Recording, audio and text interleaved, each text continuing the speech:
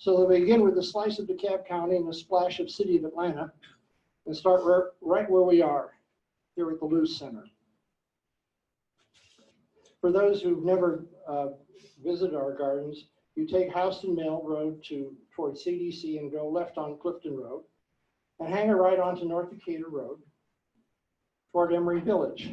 The second roundabout is Lowwater Road. Our house and our gardens is at 1146 Lowwater Road, third on the right. There was supposed to be another street between Oakdale and Oxford, but it never came about, so that the lots along there are much longer than the normal lots are. And this green rectangle shows the shape of our property. The house is set back 100 feet from the street. The back of the property is forest, and it's only the front side which is sunny and is possible to make for a sunny type garden. Property is 100 by 500 feet, which is 50,000 square feet, which means that we have a little over an acre of land. In the middle of the property is this big old oak, which we call the center oak. And our property is divided in two by that oak. The street area side of the center oak contains the house, the front yard, and numerous flower gardens. And behind is the forest. We bought our house in 1973 when we had 4 young children and we're both assistant professors. The finances were tight and we had an old house in need of repairs and renovations. We had to settle for having the kitchen updated and doing all the wallpaper removal and painting by ourselves. When we bought the house, we didn't know that it was designed by a remarkable architect, Layla Ross Wilbon. She designed many of the houses in Druid Hills. I mean, if you take a look at what the things that she has, that you'll see them everywhere. Our house happens to be built in plan number 664 in one of her plan books. This is a recent book from the University of Georgia Press about Ms. Wilburn and her work as an architect and about her plan books and designs. The plan for the house that's shown on the covers is the same as our floor plan, except that the exterior has a pitched roof rather than flat roofs as ours, and a different fenestration. This is another view of the front of the house. You can't see the screen porch because it's behind this large tea olive. And I'm going to mention this little bed later, but this is the only slide you're going to see it in. One thing that is not apparent, perhaps from some of the things that we've shown up to now, notice the downhill slant. Remember, water flows downhill. When we moved into the house, we had a front yard with mature azaleas and a few mature dogwoods, a backyard, a pleasant area behind the garage known as the picnic circle. It's back there. This, in the center of the enter here, and there's a sundial that is not shown in this photograph, in the middle of this circle of azaleas, and I'll come back to that later too. The picnic circle had mature native azaleas in addition to mature indica and karumi hybrids. Into the woods, not far up a short path was a nearly impenetrable forest. Doing any serious gardening was on the someday when we have time list. Our first effort to clear the path through the forest meant hiring a couple of guys with machetes to chop through the English ivy, wild grapevines, blackberries, wisteria, honeysuckle, poison ivy, Virginia creeper, privet, and nandina. No kudzu, for which we are grateful. Once the vegetation was cut back, then our challenge was to keep it from taking over again. We added a multi-purpose room to the back of the house, which I named the West Wing because on the west side of the house. I didn't think politics at the time. Having this addition made a big change in the size and shape of the backyard. And one immediate consequence was the changing of the footprint that this structure used to be in the backyard close to the house when the kids were small, but they were a little bigger by then, not using it so much. So the idea of destroying it just doesn't seem right. So we moved it to what we call the way back. That means it's close to the end of the property line. When we did the addition to the house, we also relocated the garage, which resulted in a complete change to the entry to the garden. The mature azaleas that had been planted in a large circle with that sundial were in the same spot that the garage was going to be built. Now, we kind of have to confess that we didn't think ahead of time about what to do with the plants that were there. So we came home one afternoon and found that the contractor's worker bees had dug them up and replanted them along the property line. Wow. Luckily, they survived, and they are still growing today. We continued to muddle along with a few, flowers, some shrubs. We had a few sunny spots with a couple of tomatoes in it, which is certainly not shown here. But the biggest effect is that the entry, instead of being over here somewhere, is now here, and it goes into the same unfinished mess. Then in 1991, we consulted Hastings Nursery when it was on the corner of La Vista and Cheshire Bridge. We asked them to design a garden for us to work from.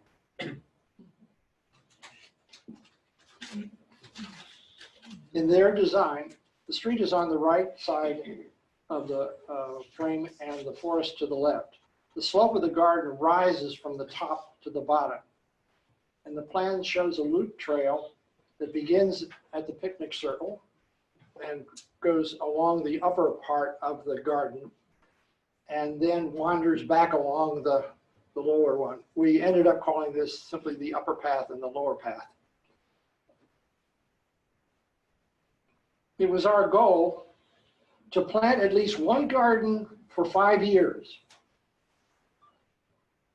After 5 years, only one flower bed had been planted. Clearly, we needed a landscaper. By 1996, our children were grown and educated, and we decided it would be okay to invest some money in improving our landscape. After talking with a couple of landscapers, we decided to sign contract with landscaper number 1. We chose to leave the ivy in the center of the property alone. It was a decision that we've come to regret later. And for the property in the way back, a sizable number of plants were put there. In choosing these plants, our most important condition was that there should always be something blooming in our new garden. This restriction continues to this day. When the garage was moved to add the west wing, a garden entry was created with a stone path, and a rose garden was established. And this trellis was added for clematis in 1987. A major feature of the design was this dry creek bed that crossed the width of the property. It was intended to remain dry except in heavy downpours. Just after this dry creek bed was finished, we had a major rainstorm. And when the landscaper asked if the water had flowed down the dry creek bed, we told him the water washed down here everywhere except in the dry creek bed. Strangely, we don't recall any action was taken to reconcile the problem. This is another view of the garden entry from the dry creek bed through the rose garden back to the west wing. There were numerous new plantings, many of which continue to grow today.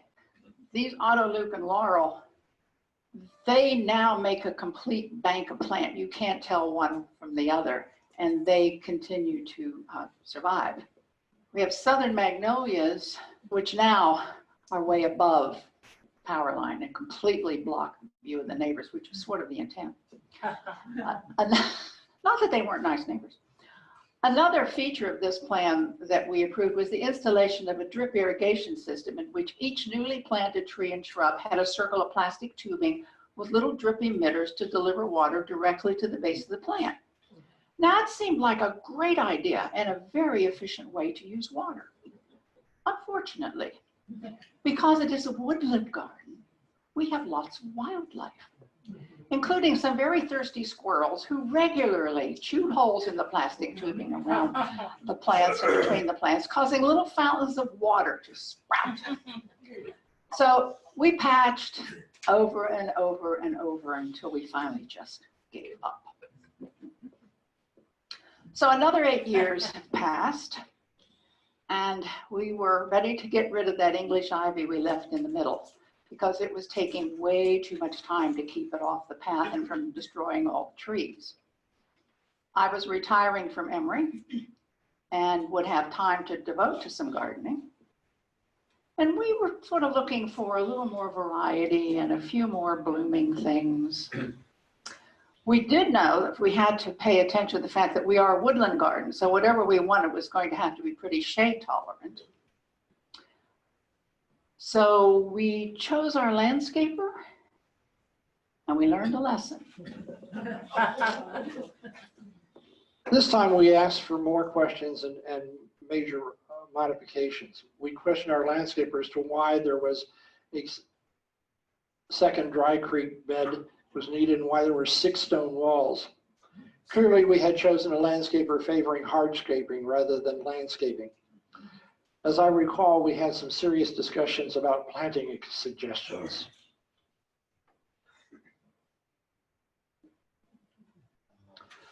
So using his proposal as a starting point, we ditched the second dry creek bed and reduced the stone walls to 3. A center garden was established there on lower on the across the slope, and then in the back there was a front garden and a back garden. The front garden ended up being called the White Garden, and we'll talk about that later. Because this was the forest garden, we wanted rhododendron and native azaleas, and we accepted hostas and ferns as part of the plan. The landscaper included a stone path as part of his design. We wanted to make sure that we had enough curve so that after the shrubs began to mature, that there was a sense of different rooms within the garden. The reconstruction of the garden started in early January. I had retired in August, and we got to work pretty quickly getting the landscaper, modifying the plans and getting it started. So this is January of 2004. Knowing that we would never be able to remove the ivy, we consented to let him use some heavy equipment to pull that stuff up. And we were vigilant about protecting all the large trees. It must be that back at that time they didn't put orange fencing around them, because he didn't, but I was home and I was watching. We did have to remove some smaller, weaker trees that were self-planted. The amount of ivy removed was really impressive. We had a sphere that was at least 6 feet in diameter of rolled up English ivy. Wow. I don't think we considered the amount of mud and mess that we're going to create. But I can tell you, January 2004 was part of a really wet winter in Atlanta. Oh, wow. The stone walls. Now, these are stacked stone walls with a lining of black landscape cloth behind them, so that to reduce the push. This is the long wall that you will see from the lower path if you walk it. And the one back there is that front, is now currently the White Garden. It's all along the upper path. This is a completed wall at the back, sort of the back upper path wall bed. I'll tell you more about what's in that later. Eventually, the plants began to arrive, and overall, they looked pretty strong and healthy. These 3 Canadian hemlocks have grown to be quite an effective screen, so, you know, less viewing of neighbors. I sound like a hermit, don't I? I'm not really. In order to assure that we got curving paths we wanted, Donald used spray paint to be sure that they indeed did curve. Because when you get guys out there working and you say curve, it means a different thing to them than it does to you. So get out your spray paint and mark, here is where we want the stones. Here they are laid out, but not dug in. Here is somebody trying out the spacing. And then finally, the mud is covered, and with a little bit of luck, there'll be grass here in the spring. And then here are several pictures of what the newly, this was just after it was completed, so that we've got ferns, azaleas, rhododendron, hydrangeas, I think, here. And this is approaching the back. And here are plants that were put in in the previous landscape, the Daphne and azalea. And then, yeah. Tell me what it is. Okay. No, I know what it is. I just can't think of it right. But this group will understand that. Okay, this is returning along the lower path, which looks much neater now. You've got plants, and the wall is in the wood chips around the path. The rhododendrons in the middle. This big tree is no longer with us. It was a beautiful oak. It was a victim of sudden oak death and disease. And I won't even tell you what it cost to get that baby out of there. Because you see, when we put in the new garage, we blocked all access to the driveway from the back. Yeah, they hauled it out piece by piece. So you know.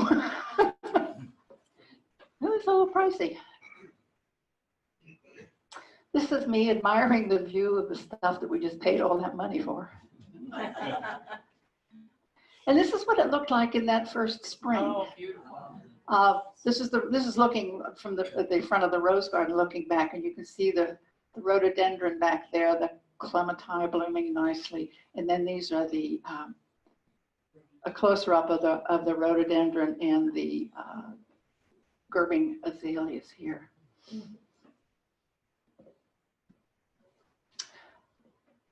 The path, this is the path as it was designed and finished in January 2004. Well, the spacing on the rocks may have been a way of keeping the cost of the project down, but after a few years of having to walk very carefully with the glass of wine in hand, we hired someone to tighten up the rocks on the path. So our spring ritual is before the mosquitoes really attack and the things are blooming, we go out there after dinner with a glass of wine and do the garden walk. So they are tightened up there. But because this is a woodland garden and the path is fully shaded, it will grow moss and mold. So for a couple of years, believe it or not, we scrubbed them. I mean, you know, with a scrub brush. And then one year we tried power washing.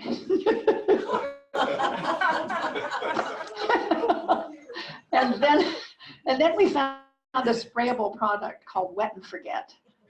It works slowly over about a month, but it's good for a year. I only have to spray once a year. I do have to be careful with it, as you can see from all the gear, that I follow the directions on the bottle. I've got a mask, I've got rubber gloves, I've got boots, goggles, the whole thing. One of the last pieces of work, hired out work, except for the occasional dead tree removal, was to modify the only bed from the Hastings plan that we put in along the west wing years ago. Rather than let the landscaper design the bed, I copied a section of the wall in front of the rose garden using Photoshop, and then asked them to, and then made up this design using these pieces of the wall for a copy that I wanted to look like that. And it looks like this. All right. which they did. And then we filled it with soil, cultivated it, and planted it with perennials that bloomed at different times during the year. All flower beds were established by us and are maintained by us. We have a lawn care crew that mows the grass, blows the leaves, but we do all the pruning and plant care. Oh, wow. Oh, wow, but it goes away. Although we have put a lot of effort into the forest gardens, we didn't and don't stroll them every day. This is partly in order to avoid the gardener's curse. However, there are plenty of gardens for us to see because we've planted them around the house so that we can admire them on our walks to the mailbox and the garage and glances through our windows. To reduce confusion when we're discussing where to add plants or where to put our efforts in the tomorrow, our flower beds are named based upon their location. And this is obviously our sunny driveway bed. Originally, it had, as you can see, azaleas, nandinias, and early blooming forsythia. But we wanted perennials. So we moved the shrubs to other places, built a retaining wall, and filled it with what turned out to be questionable topsoil. Then we put in a stone path to make it easy to maintain the back of the garden, and its installation was a birthday gift from our son, Sean. Then we planted a wide variety of perennials. In autumn, the spider lilies appear beside the walk. That topsoil needed a lot of amending, so some of the plants have struggled over time, and there has been a lot of revising and replanting. This was before 2008, when herself took the Master Gardener course. These are, we did refer to these as the azalea beds in the front yard. There were two patches when we bought the house in 1973. We have enjoyed them and maintained them with periodic pruning and mulching. The front, I told you that there were the little bulb bed down there in the corner. So remember this for later. Mhm. Okay, we planted some bulbs, crocus and hyacinths, years ago in the worst soil possible. But they're still there and they come up every spring. And so why would I bother them? In front of the house,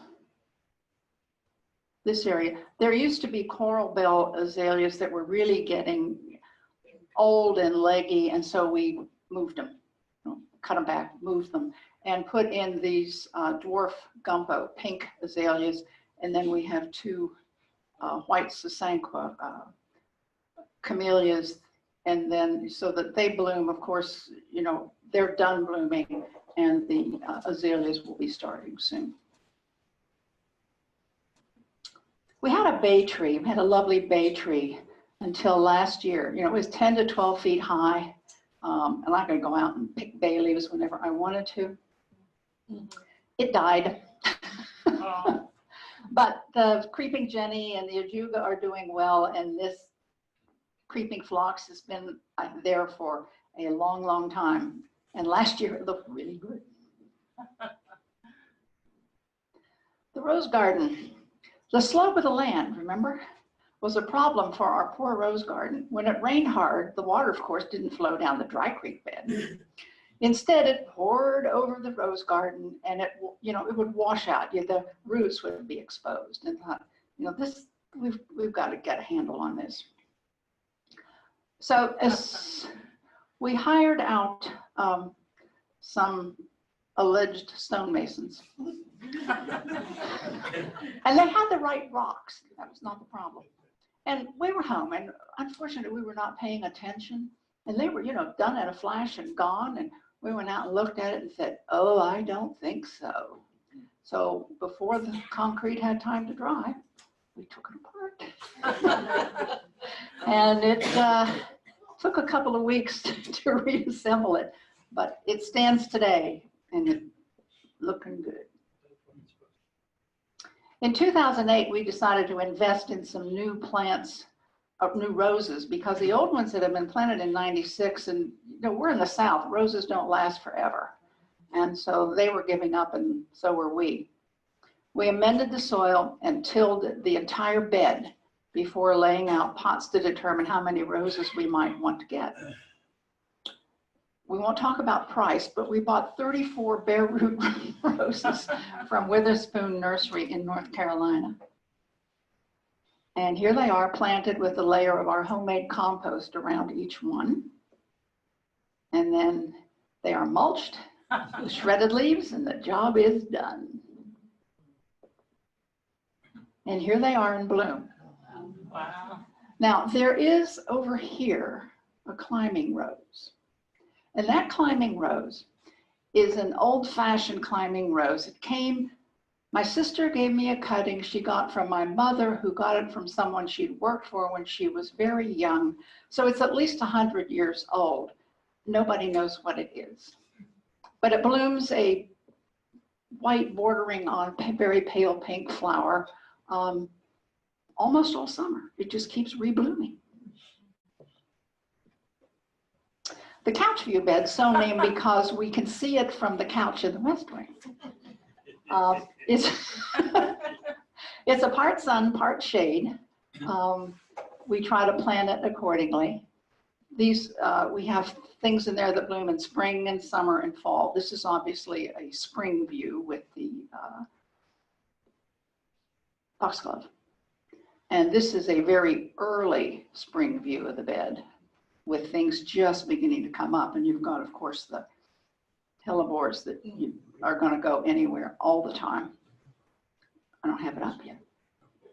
Oh, the bluebird box. Yes, this is our bluebird box. Oh. And presently occupied by bluebirds. Now this is the view. This is the view from the couch, literally. And then that's the bluebird. We had a disturbed bluebird last year who kept going up there and poking at the window.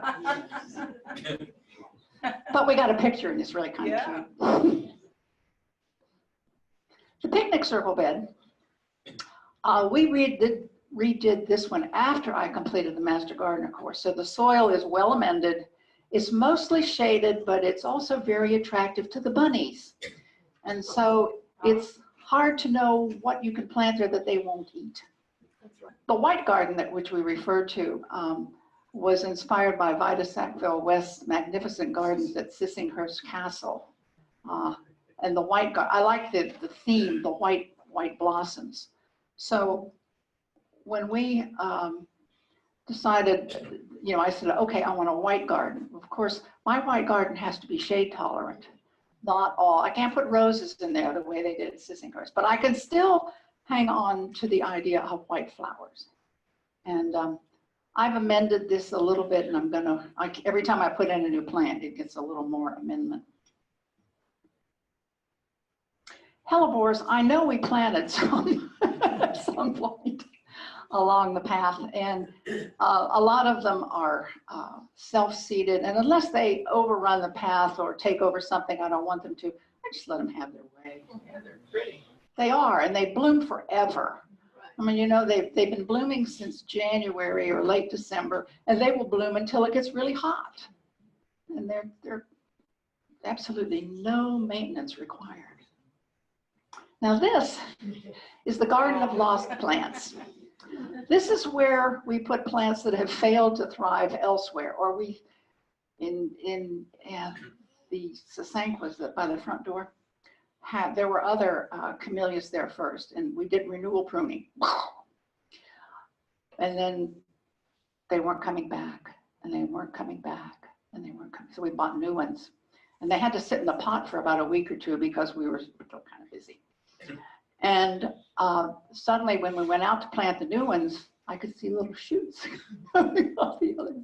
So we dug them up and put them in the back with the idea that you're on your own. We're through with you, grow or not, it's up to you. So what we have back there are a couple of camellias and a couple of gardenias. And you know, they bloom, they grow. We don't do anything for them. which makes me wonder sometimes why we do what we do. Oh, We had a lot of volunteer ferns in and around the beds and in the forest, so we have consolidated them into a space that is sort of here. But they're not up, obviously, when the bulbs are up. We did plant the bulbs. We dug them up 2 or 3 years ago because they looked like they needed, some thinning. Well, I ended up with probably 100, at least I had hundreds of bulbs. And so it's not likely that we're going to try that little project again. Just let them fight it out. The back wall bed, remember you saw this empty wall. This bed's a little bit of a challenge. It's part sun and part shade. The quality of the soil is less than I should put up with. And it's likely to get a major soil amendment in the near future. That, of course, means removing all the plants, amending the soil, and then replanting, making revisions, additions as needed. Structure bed, even though the structure has been repurposed, and you'll see that later. This has been here since 1996, and it too needs soil amendment, needs a little help. It's gone from full sun to full shade to part sun, part shade, depending on what trees live and die. Right now it contains hydrangeas in the back. Oh, I did it again. Hydrangeas in the back. These are unmanageable loropetalum that we don't keep track on. They will take over in a minute. We're coming back along the lower path is a shade bed of ferns and hostas. It's a current project, and it's shaded by this maple tree that we moved from somewhere else on the property when it was a bit smaller than this. It was a baby, but we did a good job. It's doing well. We have rock gardens, but they're shady rock gardens, which also presents a bigger challenge, so that the plants in those rock gardens are mostly ferns, hardy cyclamen, primulas, fringed bleeding hearts, and dwarf iris. The challenge is because they're on a slant. And currently our neighbors did some reconstruction, haven't redone the driveway yet. And so when it rains, the water comes from the top of the hill down and kind of washes out the soil. But they're going to fix that. They said. They will, I know they will. oh, Now this is not so much a bed as a scheme to provide blooming shrubs and plants that can be seen from our study window. There's a spring bulbs back here by this pine tree. And then there's a clematis, a fall clematis that will climb the tree partway up and bloom in the fall. And then this is a plant we discovered 2 or 3 years ago, is a reblooming rhododendron. It blooms in the fall. There it is up close. And it blooms in the spring, and that's it now. wow. And it'll bloom again in the fall and put out just as much blossom.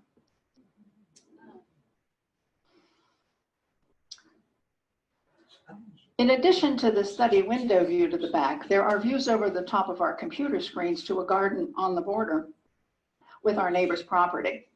At one time, it consisted of a dead tree stump covered in ivy.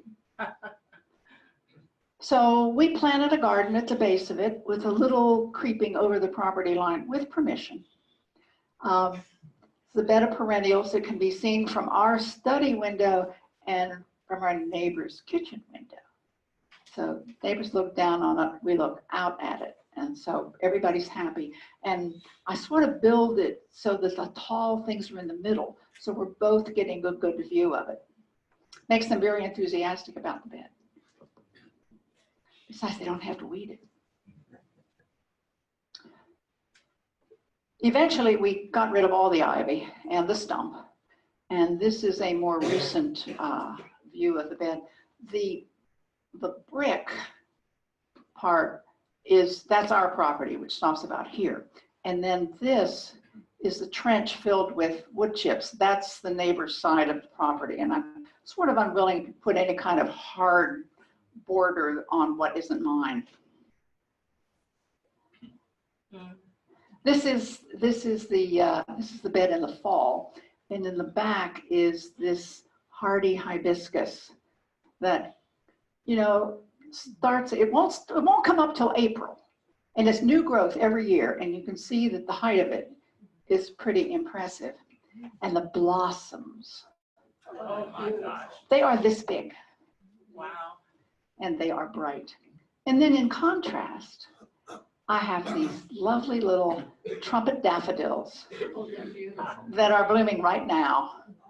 And I mean, you just can't take your eyes off them. Herb garden, they're both, it's across from the border bed, and it has both annual and perennial herbs.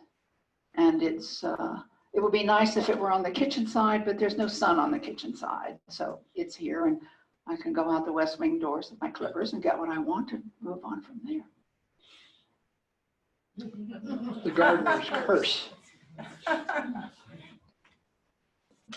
Having done all this stuff, we walk the path, glasses in hand, surveying this our pampered land. Beneath those azaleas, what do we see? Chickweed, nimblewill, weeds of all variety. The task list we must agree on. Items increase to nearly Herculean. Rowdy plants overgrow almost every border. Some droop, others wilt. Must we reorder? And with these chores, without a doubt, there's a threat of frost or lengthy drought. The problems in our garden have now been rehearsed. Our walk confirms, alas, we're cursed.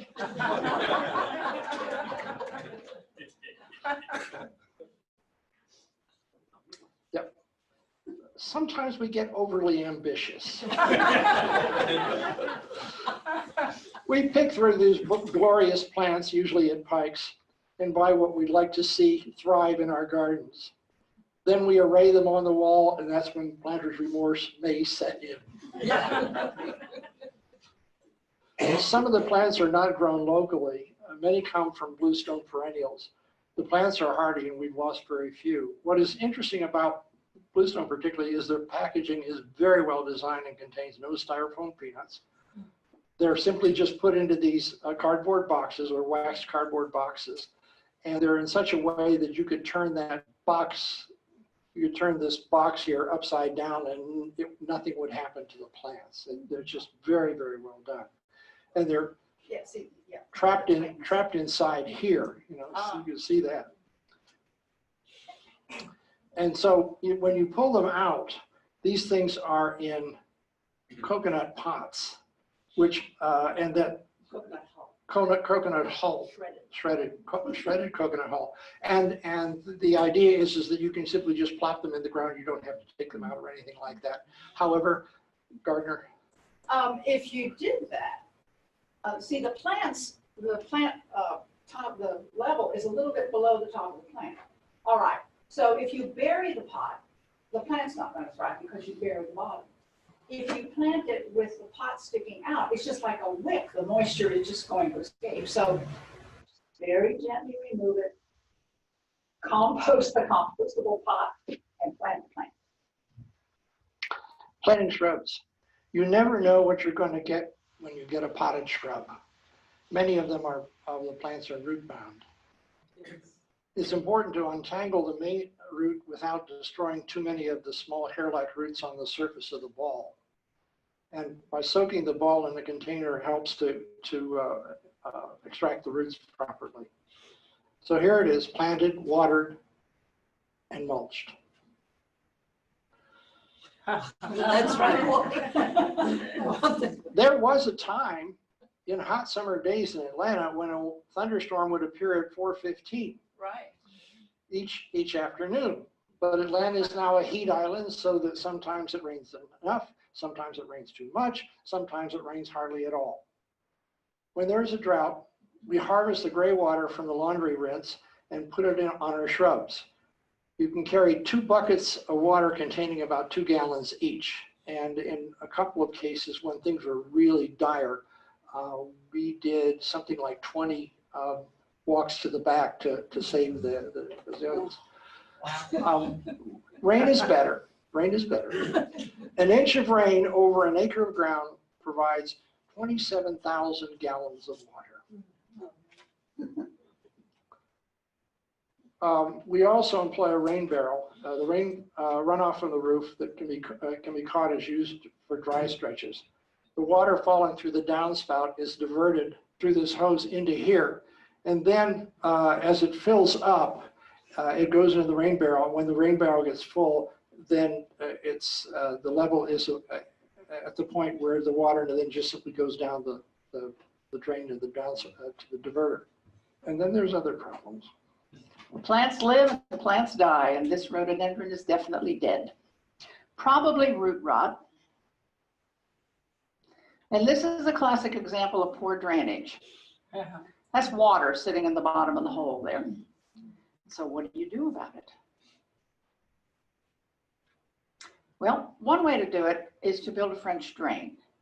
And it's a matter of creating a conduit in areas where you're going to have a lot of flow to find out where that track is and get the water, to try to get it to flow down the drain. You dig a trench, fill it with lava rocks. This 2x4 helps assure the slope of the drain. As you can see, that certainly there is slope. Look at that. And then we cover it with shredded leaves to hide it. Now, this poor rhododendron is kind of beyond repair. And so replacing is the only possible solution. Amending and improving the soil is necessary to promote drainage and good root growth.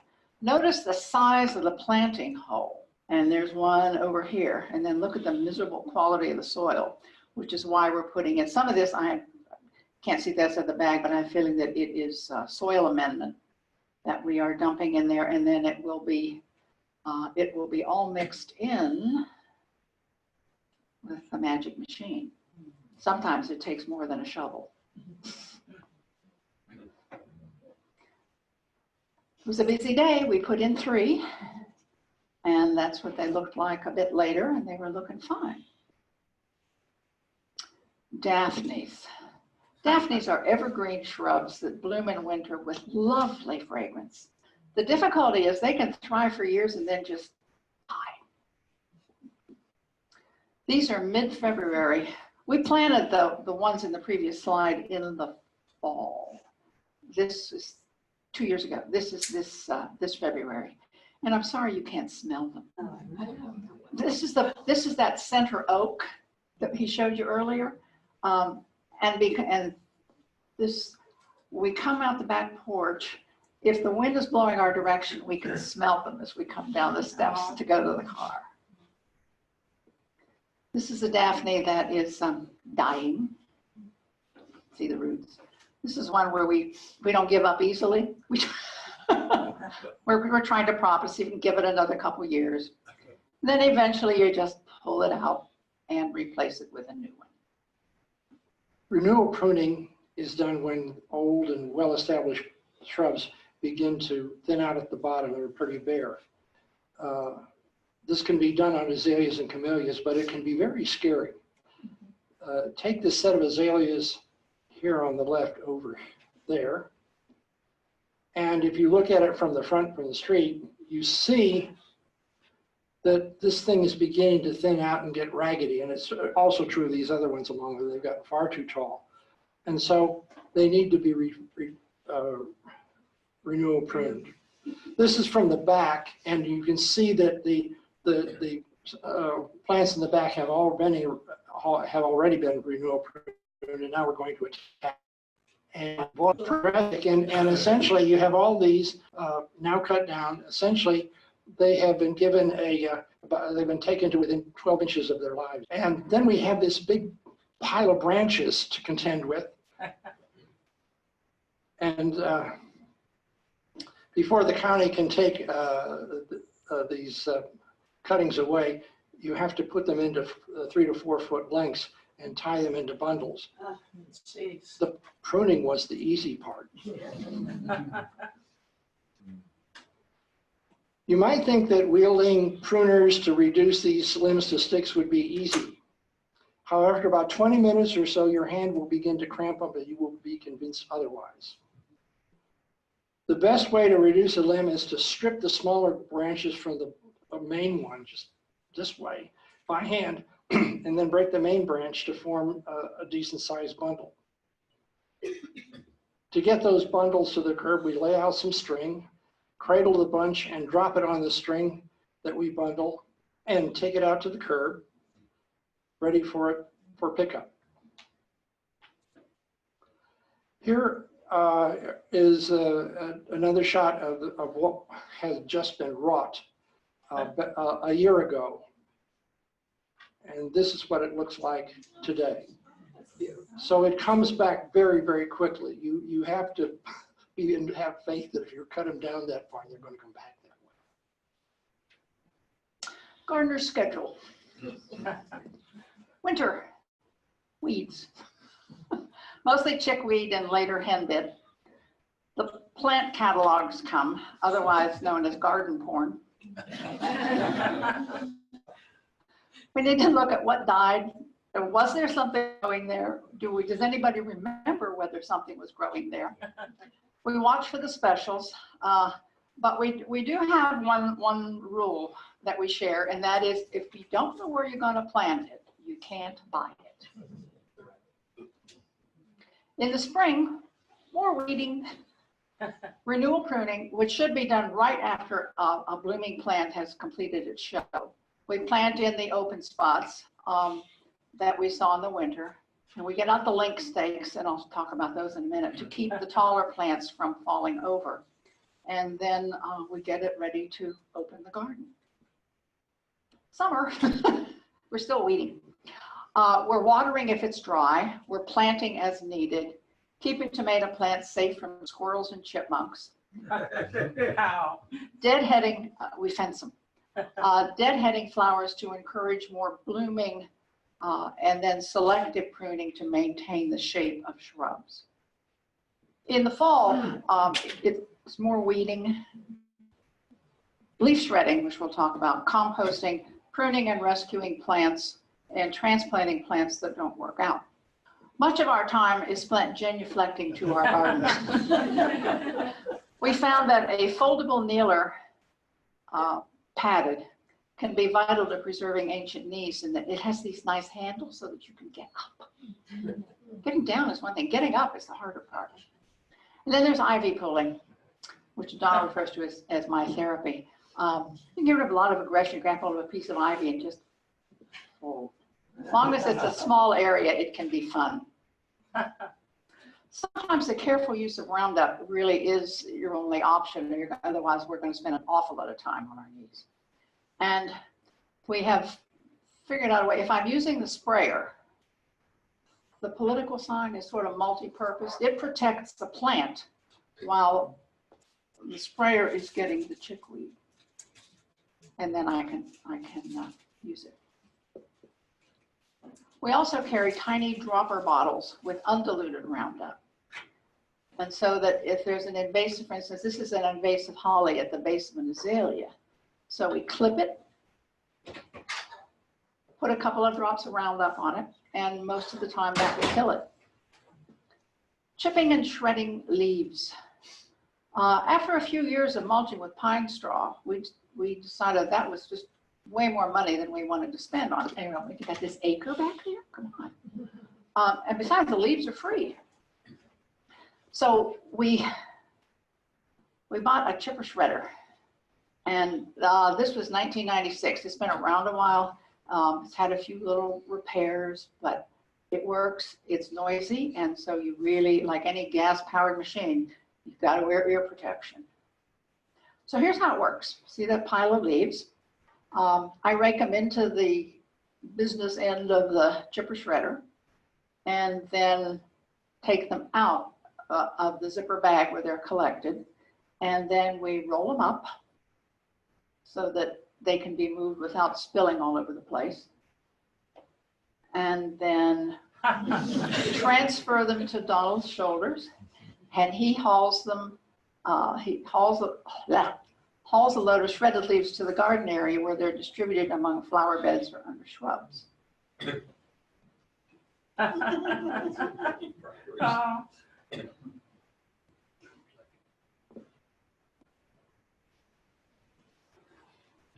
This is how he keeps count of the number of bags. Oh, yeah. Not quite an abacus, but Sometimes, because of time or weather constraints, the shredded leaves are not spread around the plants. Other times, there's all the necessary mulching has been done, and the rest can be held in what we call the leaf corral. It is located behind the white garden, and it was constructed from the timbers from that old play structure.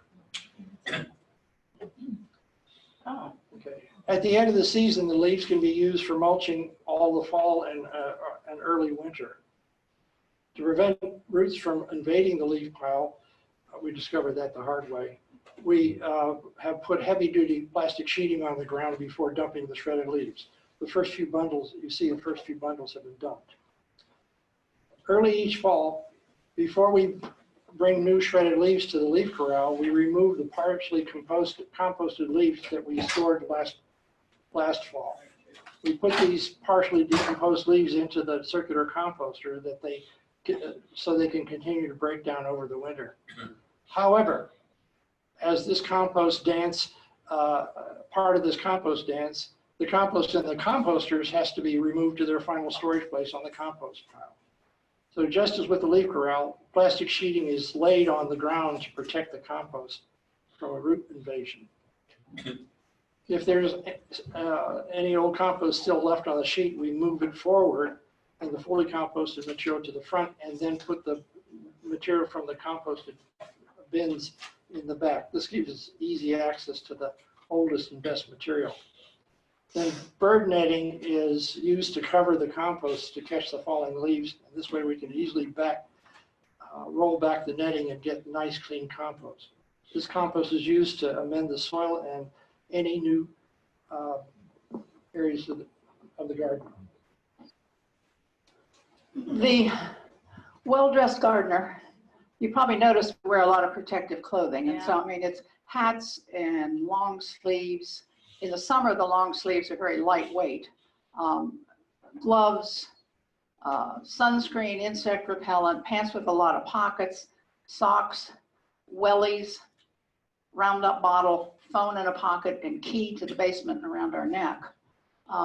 The rubber boots keep our feet dry in the mud, obviously, but they keep the leaves out of our socks when we're doing leaves. And we can walk anywhere without worrying about snakes, spiders, and ticks. Our other large machines are an old lawnmower and, of course, my Honda tiller. It was my retirement gift. It was what I requested.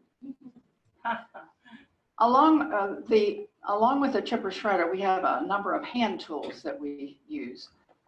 There's a weeder or a digger, a weeder, and the things with the blue handles are called cobras, a lopper, and the mud bucket. The mud bucket is multi-purpose. You can carry tools in it, you take the tools out and put the weeds in it, or put the mulch or compost, whatever else you need to carry in the bucket.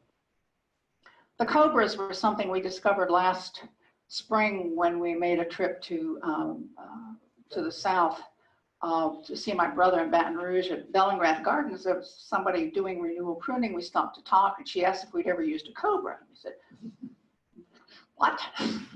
So she showed it to us and explained it. And see, the curve gets under the root and picks up a lot less effort than a straight thing where you got to go down and then use wrist movement. This just picks it up. Person-powered tools, curved and flat-bladed shovels and spades and pitchforks. Rakes, we use plastic rather than metal because they're lighter. Plant support devices, link stakes, straight and curved. They're green and they almost disappear when you use them. I like the curved ones because they follow more the natural contours. And then we have various fencing, short and tall and articulated and rolled, and of course tomato cages. Now this little device is called Bigfoot, named for the way it's used. The sharp blade is placed on the soil and then pressed down with your foot, which then cuts through the roots of liriope, English ivy, anything else you want to get rid of. It's kind of sharp though, so we're pretty careful about how we store it. Along with the hand tools, we have a little bit of technology that we employ now. And this, if it works, it's time-lapse photography. With all the trees, we have to know where the sun is. And so he sets this up. It records at 5-second intervals.